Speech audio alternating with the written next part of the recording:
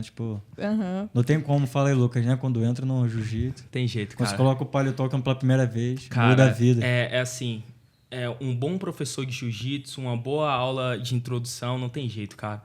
Você se apaixona pelo negócio. Óbvio, tem muita gente que fez a primeira aula, e isso era uma coisa que eu tava pensando, né? Pensa assim, você, Nathan, um cara que é muito grande, né? Muito músculo, ele intimida mais da maioria das pessoas. E às vezes ele vai chegar numa academia de jiu-jitsu que não é tão boa, e aí o professor dele, o professor que tá ali, às vezes ele vai colocar o cara em teste.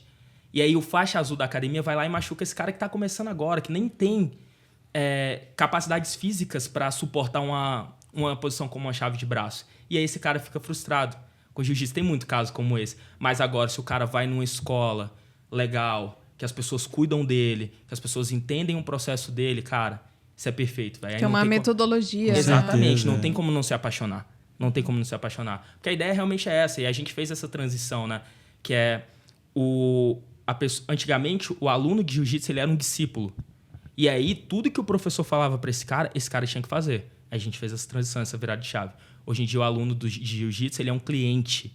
E como cliente, você tem que dar o melhor pro seu cliente. Com certeza. Com certeza. Um ambiente legal, uma aula pensada para esse cara, se for uma aula particular.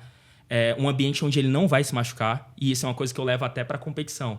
Tipo, chega um médico, cirurgião, ele fala assim, cara, eu opero, eu não posso machucar minha mão. Eu falo, isso é um fato. Você não pode machucar sua mão. Mas o meu atleta de 17 anos, 18 anos, que saiu lá do Nordeste, que vai querer mudar a vida dele através de jiu-jitsu, ele também não pode machucar a mão dele. Então eu tenho que criar um método que as pessoas não se machuquem nunca, sabe? Tipo, pode acontecer de machucar, acidente. Mas de uma forma geral, eu não quero que ninguém se machuque. Porque quando alguém se machuca, ela fica longe do tatame, e ficar longe do tatame é sempre muito ruim. Sim. E qual foi o melhor caminho que você encontrou para acontecer isso?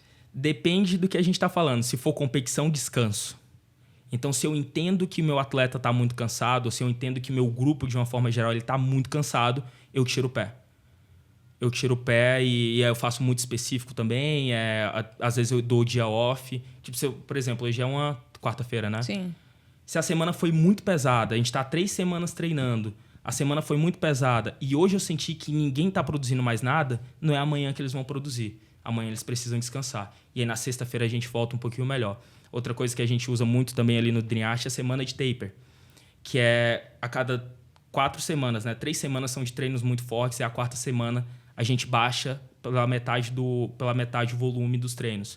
Porque assim eu faço com que o meu atleta descanse e aí ele descansado, ele volta mais 3 semanas para treinar bem de novo e descansa a 4ª semana. A gente usa muito isso pro atleta. Pro aluno, a gente cria uma cultura, isso pro atleta também, a gente cria uma cultura onde todo mundo tem que cuidar de todo mundo. É muito importante. Onde o ego tem que ficar de lado. Então, tipo assim, cara, tem uma chave de pé encaixada. Sei que você é orgulhoso. Vou machucar seu pé ou vou fazer você sentir que eu poderia quebrar seu pé e vou soltar? Sabe? Essa é a primeira ideia que a gente trabalha. Outra coisa, sobre as aulas coletivas, né? Uma é o cuidado extremo, outra é a visão do professor. Principalmente a aula particular é mais fácil. Mas quando não é aula particular, quando é aula coletiva, a gente tem que ter uma visão o tempo todo do tatame. Então eu jamais vou casar um cara que é faixa branca, de 90 quilos, que chegou hoje, que só sabe fazer força, porque é o que ele sabe fazer, com uma garota de 50 quilos. Não posso fazer isso. Porque esse cara vai acabar... Porque a garota que sabe jiu-jitsu, ela vai bater nesse cara. Só que o que esse cara vai fazer? Ele vai usar força, truculência. Grosseria. Exatamente. certeza, Porque é o que ele tem. Ele não tem outro armamento. Ele tem a força. E ele vai acabar machucando essa pessoa. Então, é entender o tatame e saber jogando com essa dinâmica. E ali você acaba perdendo um cliente, porque se Acaba. se machuca... Exato. Como que vai voltar pra treinar? E jiu-jitsu é isso, cara. Você tá ali treinando pra se divertir, cara. É. Pode parecer um papo muito soft, mas a real é essa. Os caras vão ali no jiu-jitsu em busca de se divertir, de se testar, de se sentir melhor, não em busca de se machucar. Machucar não é um caminho bom pra ninguém. Você, como atleta, já deve ter se machucado. Não é um caminho legal, mano. Você fica afastado, velho. Como profissional, é muito ruim. Então, é algo que nos meus treinos, tanto de competição quanto particular, tanto coletivo, eu prezo muito. Eu acho que seria o meu primeiro princípio, assim. Tentar fazer um treino onde as pessoas não se machuquem ou reduzir muito esse risco das pessoas se machucarem ali dentro. Voltando um pouco, eu achei interessante que você falou da 4ª semana de descanso, né? Que reduz o ritmo do treino. Como seria essa redução do ritmo do treino quando tem uma competição na frente? Entendi.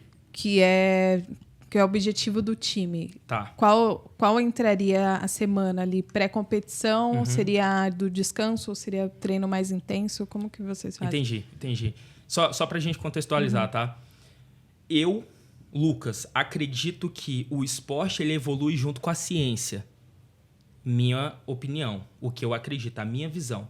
Então, todos os esportes, para mim, eles evoluem junto com estudos e com a ciência mostrando que é por esse lado. E aí você segue a ciência. Por que eu faço semana de taper? Eu aprendi isso com o meu preparador antigo, que para mim sempre foi um dos melhores preparadores do jiu-jitsu, que é o Rafa Ribeiro. E aí, o Vitão, que é o meu preparador atual, que para mim é o melhor preparador de jiu-jitsu, que inclusive vocês deveriam trazer ele aqui para falar sobre... Com certeza, ele vai ver. Vocês deveriam, para ele falar sobre as deficiências que acontecem no esporte como a luta, né? Eu aprendo muito com eles, né? Tipo, aprendi muito com o Rafa, não tenho mais tanto contato, mas é um cara, é um gênio, e aprendo muito com o Vitor. Então, tipo, eu tenho 3 sessões na semana com o Vitor, preparação física presencial. Cara, eu tô ali conversando com ele, falando assim, pô, Vitão, e tal coisa? Pô, Piauí, tal coisa é assim, ó, o estudo mostra que é desse jeito. Então, eu me baseio muito na ciência para aplicar os meus treinos, porque é o que é mais palpável. Sobre competição, isso depende muito, né? Eu geralmente, 1 semana e meia antes, eu já começo a dar a pausa dos caras, porque eu quero esses caras com mais energia na hora de competição. Eu entendo também que esse cara, no meio do caminho, ele tem que perder o peso dele. Então, imagina, ele tá fadigado, já tá fadigado porque ele treina e porque ele tem que perder peso. Imagina se eu coloco mais carga de treinamento nesse cara. Aí, o que acontece? Aumenta lá a chance dele se machucar.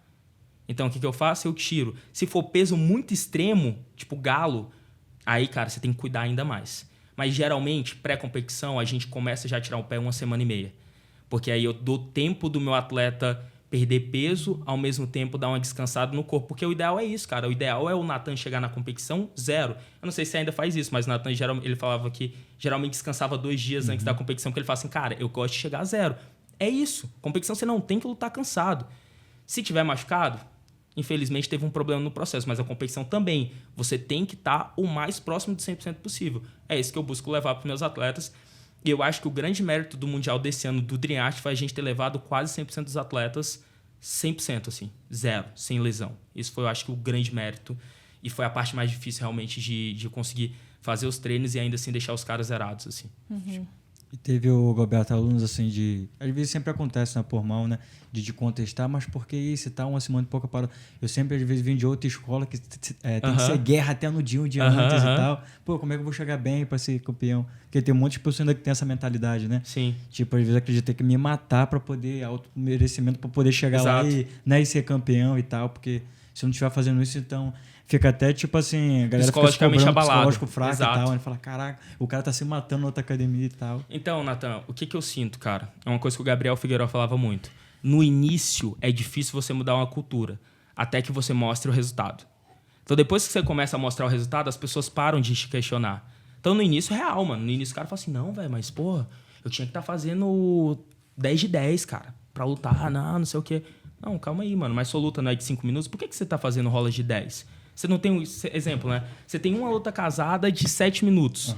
Por que eu vou colocar você pra fazer 40 minutos direto? Não faz sentido.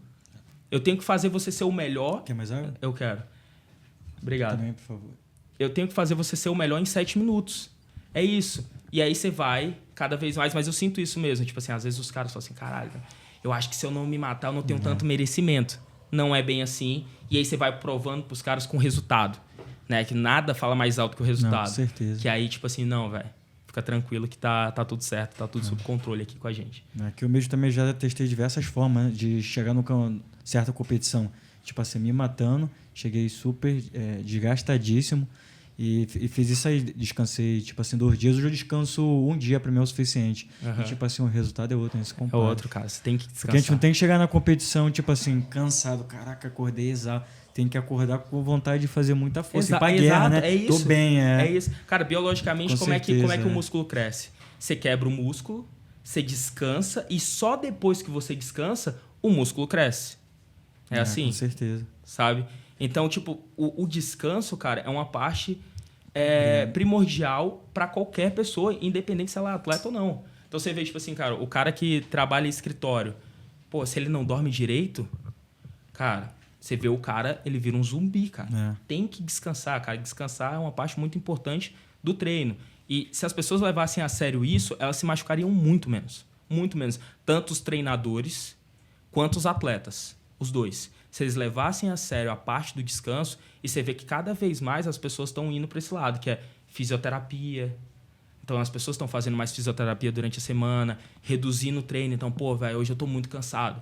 E não é você se enganar. Porque, às vezes, o cara fala assim, eu tô muito cansado, ele não tá.